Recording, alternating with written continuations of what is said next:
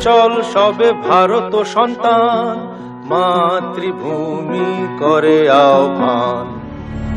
বিংশ শতকের গোড়ার কথা।